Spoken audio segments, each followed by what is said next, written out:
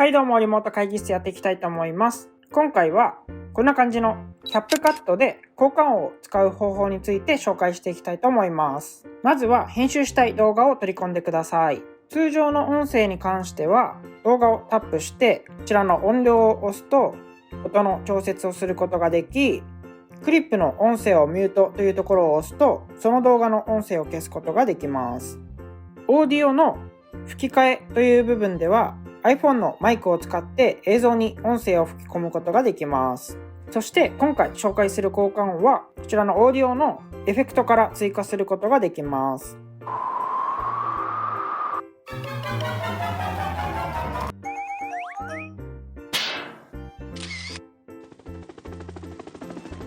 こんな感じですね。例えばこの中からよく使う効果音などがあればこちらの星マークをつけておくことで一番左のセーブ欄からすぐに選択することができます。追加はこちらのプラスボタンを押してください。効果音は一つの長さが決まっていてそれを短くすることはできるのですが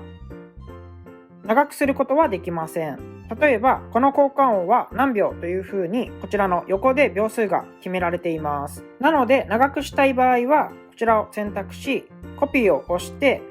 リピートする形になります。移動は長押しをすることでこのように動かすことができます。他にもオーディオの抽出済みでは一度アプリに取り込んだことのある動画であればその動画の音声だけを追加することもできます。では今回はこちらの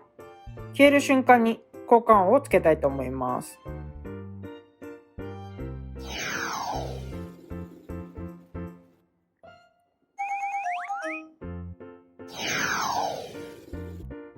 こんな感じですね。動画に音があるだけで雰囲気がかなり変わってくるのでぜひ使ってみてください。以上がキャップカットでの効果音の使い方の紹介でした。動画のリクエストなどがあればコメントか Twitter の DM によろしくお願いします。この動画がいいと思ったら高評価、チャンネル登録よろしくお願いします。それでは今回はこの辺で。